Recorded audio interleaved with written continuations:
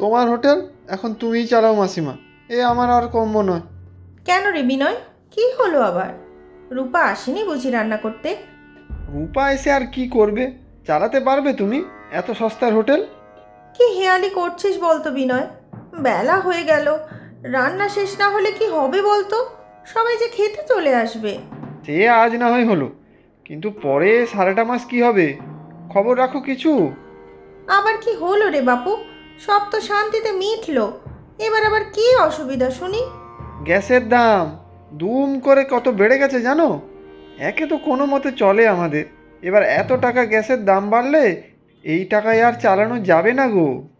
আবার দাম বেড়েছে? কেন রে? যুদ্ধ চলছে গো, যুদ্ধ। কবে সব ঠিক হবে তা কে জানে। সত্যি রে, মানুষই মানুষের সব থেকে বড় শত্রু। দেশে দেশে লড়াই, দেশের মধ্যে লড়াই, গ্রামের লড়াই, ঘরের লড়াই, আমরা সব লড়ে যাচ্ছি। কেন বলতো বিনয়? সে আমি অত শত বুঝি না। আমাদের মতো গরিবদের তো শুধু বাঁচার লড়াই। কোথাকার কোন দেশে যুদ্ধ হচ্ছে আর তার ফল ভোগ করতে হচ্ছে কিনা আমাদের।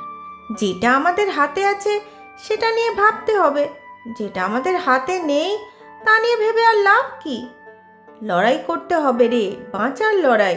আচ্ছা তুমিই বলো, এবার খাওয়ার টাকা না বাড়ালে তোমার হোটেল চালাবে কি করে? সে কিছু একটা হবে রে। আচ্ছা বল তো, কি করা যায়? কি আর করবে, খাবারের দাম বাড়াও। লাভ তো আর খুব বেশি হয় না যে তার থেকে অর্ধেক খরচটা সামলাবে। শোন রে বাপু, লাভ করার জন্য তো আর আমি এই হোটেল খুলিনি। এই হোটেলই আমার জীবন, আমার ঘর, আমার মন্দির। সে তো জানি, তাহলে রোজ রোজ যে এতগুলো করে পদ বানাচ্ছ সেটা একটু কমাও। না, তুই যা বাবু, আজে বাজে কথা বলে আমার মাথা খারাপ করিস না তো। ভাবতে দে আমাকে কি করা যায়। সে আমি তো বাজে কথাই বলি, পাগল তো, তাই তোমার এখানে পড়ে আছি, রাত দিন বেগার খাচ্ছি। আমি চললাম, তুমি চালাও তোমার দান ছত্র। ও মাসিমা, একটু দেরি হয়ে গেল গো, রাগ করো না। ও মাসিমা, কথা বলছো না কেন গো? বস তুই, চা বানানো আছে, খেয়ে নে। ও মাসিমা, কি হয়েছে তোমার? কি আবার হবে? বিনয় পালিয়েছে। আবার কি হবে তাহলে মাসিমা? এত কাজকর্ম করবে কে? কে আর করবে? আমিই করব। বুড়ি হয়ে গিয়েছি কিন্তু মরে তো আর যাইনি। সে ঠিক, তুমি তো একাই 100। আচ্ছা বলো, কি করতে হবে? তরকারিটা কেটে ফেল, আমি চুলা জ্বালাচ্ছি। শোন, বিনয় তো বললো রান্নার গ্যাসের দাম আবার বেড়েছে। কি সব যুদ্ধ হচ্ছে না কি যেন। আমাদের তো রোজই যুদ্ধ, দুবেলা দুমুঠো পেটে দেওয়ার যুদ্ধ। শোন, গ্যাস আমার প্রয়োজন নেই। আগে তো গ্যাস ছাড়াই এত লোকের রান্না করতাম, আবার করব কাল থেকে। সেই ভালো, কাঠকয়লার উনুন তো করাই আছে দুটো, আমি শুকনো কাঠ নিয়ে আসবো। আচ্ছা বাপু, আনিস। আজ কি হবে দুপুরে? প্রায় তো 40 জনের রান্না। আজ আর বেশি কিছু করব না। উচ্ছে ভাজা, আমডাল, ইঁচড়। ইঁচড় চিংড়ি? না রে, নারকেল কুচি দিয়ে ইঁচড় হবে। আর চিংড়ি দিয়ে না হয় সর্ষে চিংড়ি করে দেব। আর কাঁচা আমের চাটনি। ও মাসিমা, এত কিছু করবে এখন? উফ, তুইও ওই বিনয়ের মতো। সব ছেলে মেয়েগুলো আসে আমার হাতে দুটো ভালো মন্দ খেতে, ওদের জন্য এটুকু করব না? আচ্ছা বাবা, ঠিক আছে, তুমি বসো একটু, আমি রান্না করে দিচ্ছি। শোন বাপু, বাকিগুলো করে ফেল, কিন্তু সর্ষে চিংড়ি আমি নিজের হাতে রান্না করব। কেন গো? আচ্ছা বুঝেছি, সর্ষে চিংড়ি আমি তোমার মতো কিছুতেই রান্না করতে পারবো না, তাই তো? শরীর কিন্তু ভালো নয় তোমার। থাম তুই, বাজে বকিস না তো। আমার শরীর ঠিকই আছে। তুই চটপট রান্নাগুলো করে ফেল, আমি বাইরে টেবিলগুলো পরিষ্কার করে ফেলি।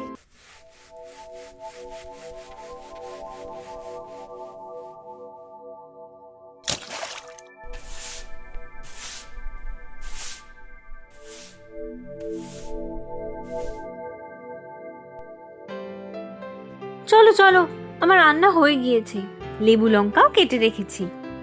আচ্ছা, ভালো করে রেখেছিস তো? নুন দেখেছিস? তোর যা ভুলো মন, মাঝে মধ্যেই তো নুন দিতে ভুলে যাস। না না, সব ঠিক আছে, আমি থালা বাটি গুছিয়ে রাখছি, তুমি যাও এবার। সর্ষে চিংড়িটা করলে করে ফেলো, একটু পরেই তো সবাই খেতে চলে আসবে। আচ্ছা যাচ্ছি রে বাবু, যাচ্ছি। জলের গ্লাসগুলো বার করে রাখিস। আর হ্যাঁ, দুটো চামচও। ছোট ডাক্তার তো চামচ ছাড়া খেতেই পারে না। আচ্ছা, সব গুছিয়ে রাখবো, কোনো চিন্তা নেই তোমার। বিনয়টা এবার কি দুমদাম কাজ ছেড়ে চলে যায়। এই বয়সে অসুবিধা হয় না আমার? কি হলো তোমার রান্না? আহ, যা গন্ধ বেরোচ্ছে না।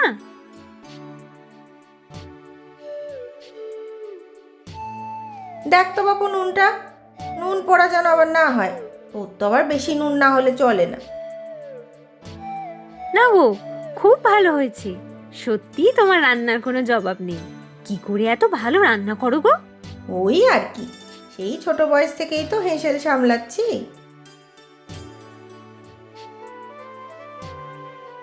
এইটা আবার কার জন্য তুলে রাখছো? কেউ আসবে নাকি? দেখি কি হয়। তুই যা, খাবারগুলো বাইরের টেবিলের ওপর গিয়ে রেখে দে। এখনই তো সবাই আসতে শুরু করে দেবে। সে আমি সব গুছিয়েই রেখেছি, আর সবার আসতে আর একটু দেরি আছে। তা হোক, আগে থেকে সব গুছিয়ে রাখ। সবাই একসাথে এসে পড়লে বড় মুশকিল হবে। কিচ্ছু মুশকিল হবে না গো মাসিমা, তুমি চিন্তা করো না। আর গন্ধটা যা বেরিয়েছে না, কি বলবো। আজ দেখবে সবাই হাত চেটে চেটে খাবে। সবার মুখে তৃপ্তির হাসি দেখবো বলেই তো মন প্রাণ দিয়ে রান্না করি রে। এত ভালো রান্না তুমি কার কাছে শিখলে গো? ছোটবেলা থেকেই তো মা ঠাকুমার পায়ে পায়ে হেসেলে ঘুরে বেড়াতাম।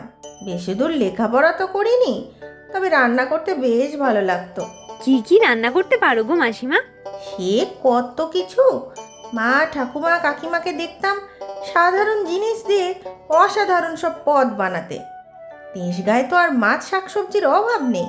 তোমার মা ঠাকুমাও নিশ্চয়ই খুব ভালো রাঁধতে পারতেন। তার বলতে, তাদের কাছে আমার হাতে রান্না কিছুই না। তবে ছোটবেলায় রান্নার চেয়ে মা ঠাকুমাকে রান্নায় সাহায্যই করতাম বেশি। বড় আদুরে ছিলাম তো, তাই মা রান্না করতে দিত না। বলতো ছ্যাঁকা লেগে যাবে, গরম তেল পড়ে যাবে। আর দেখ, আজ রান্না করেই পেট চলে আমার। এত ভালো রান্না খেতেই তো সবাই দূর দূর থেকে ছুটে আসে। তবে আসল রান্না আমি শিখেছি আমার বরের কাছে। তাই নাকি গো? মেসোমশাই এত ভালো রাঁধতেন? হ্যাঁ রে, আত্মীয় স্বজন পাড়া প্রতিবেশী কি যে ভালোবাসতো তার রান্না খেতে, যে কি বলবো। মানুষটা ভালোবাসতো রান্না করতে। বড় কোনো অনুষ্ঠানের একমাত্র ভরসা ছিল সে। জানিস তো, মাঝে মাঝে পাড়ার বাচ্চাদের ডেকে খাওয়াতো। খাওয়াতে এত ভালোবাসতো মানুষটা। বড় ভালো মানুষ ছিলেন মেসোমশাই। হ্যাঁ রে, তবে ভালো মানুষরা বেশি দিন থাকে না রে। বিয়ের পর নিজে হাতে ধরে ধরে সব পদ শিখিয়েছে। মাছের পদ, নিরামিষ পদ, মাংসের পদ, সব। কিন্তু নিয়তি কে বদলাবে বল?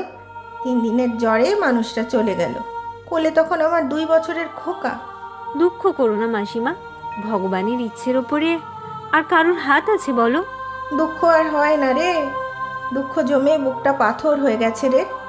মানুষটাও চলে গেল। তার কিছু বছর পরে খোকাও আমার চির ঘুমে চলে গেল।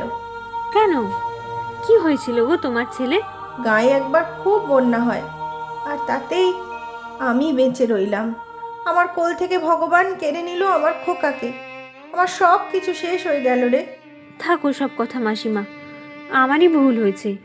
পুরনো কথা তুলে তোমাকে আবার কষ্ট দিলাম। না রে না, একটা করে পদ রান্না করি আর মানুষটার কথা ভাবি। সেই মানুষটা যে এই তেল ঝাল মশলার সাথে সাথে আমার অন্তরে মিশে আছে। খোকা চলে যাওয়ার পর আমার দুঃসম্পর্কে এক দাদার বাড়ি চলে আসি। সেখানেই শুরু করি এই খাবার হোটেল। মনটা খুব খারাপ হয়ে গেল গো মাসিমা। যাক, এসব কথা ছাড়ো, সবাই এবার চলে আসবে। আমি চাই দেখে গিয়ে, তুমি এসো। হ্যাঁ যা, সবাইকে বেশি করে দিবি, যে যা চাইবে, কিপটেমি করবি না। হ্যাঁ গো হ্যাঁ, কেউ তোমার হোটেলে খালি পেটে নিয়ে যাবে না, তৃপ্তি করেই খাবে সবাই। আমি যাই, তুমি এসো। পিছনের টেবিলে আর একটু ভাত দে রে রূপা। দিচ্ছি গো। ও মাসিমা, শুনেছ? আজ তোমার সর্ষে চিংড়ি সবাই চেয়ে চেয়ে খেয়েছে। সবাই তো প্রশংসায় পঞ্চমুখ। প্রশংসা আর চাই না রে, সবার মুখে তৃপ্তির হাসিটাই তো চাই রে। যত্ন করে মন ভরে সবাই খাবে আর কি। তবে এটা ঠিক, এই এত কম টাকায় এত খাবার কেউ কোথাও পাবে না। আবার টাকার হিসেব করে। শোন, তুই সব বাসন টাসন মেজে খেয়ে নে, টেবিলগুলো মুছে পরিষ্কার করে দিবি। সে আমি সব করে দেব। আমি কি একা খাবো নাকি? তুমি খাবে না? না, আমি বেরোবো একটু, তুই সব গুছিয়ে রাখ। এত বেলায় আবার কোথায় যাবে? সকাল থেকে তো খাওনি কিচ্ছু। আমি ঠিক খেয়ে নেব, তোকে যা বললাম করে রাখবি। আমি একটু বেরোচ্ছি। বিনয়, বিনয়, ওঠ বাবা। এ কি মাসিমা, তুমি? রাগ করে তো চলে এলি, এখন না খেয়ে শুয়ে আছিস? তাতে তোমার কি? তুমি তো আর আমার কথা শুনবে না, যা খুশি তাই করো। আচ্ছা বাবা, রাগ করিস না আর। দেখ কি এনেছি তোর জন্য। সর্ষে চিংড়ি? তুই কত ভালো খাস। আয়, আর রাগ করে থাকিস না, খেয়ে নে। না, খাবো না আমি। আমার কথা শোনো তুমি। এই হোটেলটাই আমার প্রাণ, এর জন্যই তো বেঁচে আছি। বেশি লাভ করে আমি কি করব বলতো? একা মানুষ আমি, তুই রূপা, এরাই তো আমার সব। সবাই এসে ভালোভাবে খায়, মনে তৃপ্তি নিয়ে বাড়ি যায়। আর কি চাই বল? কিন্তু তাও তোমারও তো বয়স হচ্ছে, তুমি অসুস্থ হয়ে পড়লে কে দেখবে? কেন, তোরা তো আছিস, আমার চিন্তা কি? আমার খোকা বেঁচে থাকলে তোর মতনই হতো। আয়, এবার খেয়ে নে। তোমার সাথে কথায় কে পারবে? তুমিও তো খাওনি, চলো আমার সাথে খেয়ে নাও। না রে পাগল, আমি এখানে খেলে রূপা আবার ওখানে না খেয়ে বসে থাকবে। ও, রূপাই তোমার বেশি আপন বুঝি? দূর বোকা, তোরা দুজনেই আমার আপন, খুব আপন। আচ্ছা চলো তাহলে তিনজনেই একসাথে বসে খাই। হ্যাঁ, সেই ভালো। চল বাপু, তাড়াতাড়ি চল।